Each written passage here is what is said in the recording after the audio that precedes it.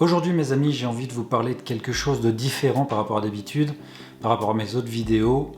J'ai envie de parler avec vous de l'une des citations qui m'ont le plus inspiré dans ma vie quand j'étais en pleine recherche de moi-même, en pleine reconstruction.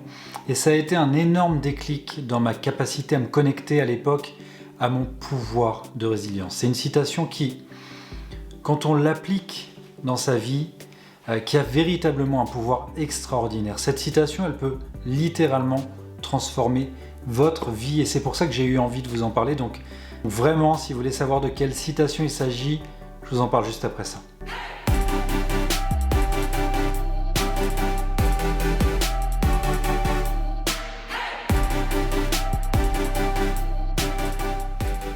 Et comme d'habitude, avant de rentrer dans le vif du sujet mes amis, si vous ne me connaissez pas encore, je m'appelle Jung.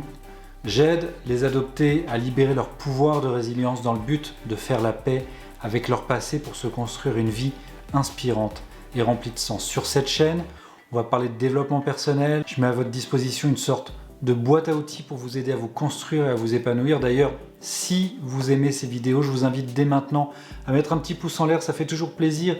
Et en plus de ça, ça me motive vraiment à vous apporter toujours plus de conseils et plus de qualité.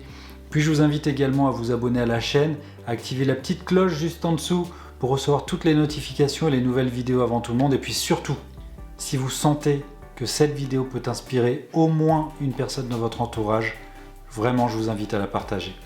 Donc comme je vous le disais en introduction, j'ai eu envie de changer un peu de mes autres vidéos et de vous parler de l'une des citations qui, aujourd'hui, m'inspire le plus dans la vie. Vraiment, ces quelques mots ont eu un impact considérable sur toutes ces blessures, toutes ces frustrations, ces colères, ces tristesses que j'avais en moi enfouies bien profondément. Et cette citation, elle me vient de l'un de mes mentors, Paul Pironnet, qui est une figure incontournable en francophonie dans le domaine de la PNL, la programmation neurolinguistique. Et Paul dit souvent que pour se reconstruire après un événement difficile ou une période difficile de sa vie, il faut apprendre à mettre des mots MOTS sur les mots MAUX. Alors ça peut paraître simple quand on entend ça comme ça, peut-être même que vous connaissiez déjà cette phrase parce que, et lui-même le dit souvent, il y a de fortes chances que cette phrase ait été prononcée par quelqu'un d'autre avant lui. Mais c'est pourtant un exercice que peu de monde pratique véritablement, mettre des mots sur ces mots. Quand on se replonge dans un souvenir douloureux par exemple, on a tendance la plupart du temps à se reconnecter à des émotions. Mais quand on demande à quelqu'un qu'est-ce que tu éprouves aujourd'hui quand tu repenses à ce moment? Bien souvent, les mots ont du mal à remonter. Et ça, je l'ai expérimenté moi-même des dizaines de fois. Mais quand on veut entamer un véritable processus de reconstruction, il est primordial d'apprendre à mettre des mots sur les mots. Pourquoi? Tout simplement parce que les mots ont un sens concret au niveau mental que n'ont pas les émotions. On peut éprouver de la colère, mais n'en avoir conscience que le jour où on le dit vraiment, le jour où on l'accepte, le jour où on l'accueille vraiment. Oui, c'est de la colère que j'éprouve. Et peut-être que vous vous êtes déjà rendu compte qu'une fois qu'on le dit, on se sent beaucoup plus léger. Juste le fait de l'avoir dit, juste le fait d'avoir mis des mots sur les mots. Donc mettre des mots sur vos mots, c'est déjà le début du processus de reconstruction et ça marche à peu près pour tout. Pour l'abandon, pour le sentiment de ne pas avoir été aimé, ça marche aussi pour des souvenirs traumatisants, ça marche pour une absence de souvenir également. Qu'est-ce que je ressens par rapport au fait de ne pas savoir? Et ça, dans l'adoption, il y a parfois des chapitres entiers dans notre vie dont on n'a pas connaissance. Alors l'idée ici, c'est pas de se reconnecter aux émotions qu'on a éprouvées quand on a été abandonné ou qu'on a été adopté ou tout autre souvenir ou absence de souvenir, mais de se connecter à ce qu'on éprouve aujourd'hui quand on y repense. Parce que on peut avoir éprouvé de la peur ou de la tristesse au moment où on a vécu quelque chose. Mais par contre, ressentir de la colère ou un sentiment d'injustice aujourd'hui, juste parce que rien qu'en y repensant, c'est ce que je ressens. Donc, des émotions vraiment différentes. Et moi, là, ce qui m'intéresse, c'est pas ce que tu as vécu, mais c'est ton rapport au niveau émotionnel aujourd'hui vis-à-vis de l'événement passé. C'est ce que tu ressens, toi. Et bien souvent, ce qu'on ressent dépend surtout des histoires qu'on va se raconter par rapport à un événement ou à une série d'événements, mais c'est pas lié directement à l'événement en lui-même. J'ai d'ailleurs fait une vidéo, je vous mets le lien juste ici, pour vous apprendre à faire vraiment la distinction, cette distinction qui est indispensable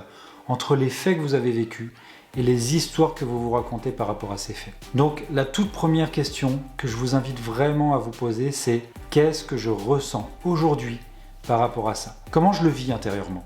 Ça, c'est la première prise de conscience. Si en pensant au fait de mal vivre le fait d'avoir été abandonné à la naissance ou de n'avoir aucune information sur mes parents biologiques, si en repensant à ça, en me connectant à ça, je ressens de la colère ou de la tristesse par rapport à tout ça, eh bien je le note. Je prends une feuille de papier, un stylo et je le note. Et j'essaie de creuser un peu plus encore. Quel genre de colère? Pourquoi cette tristesse?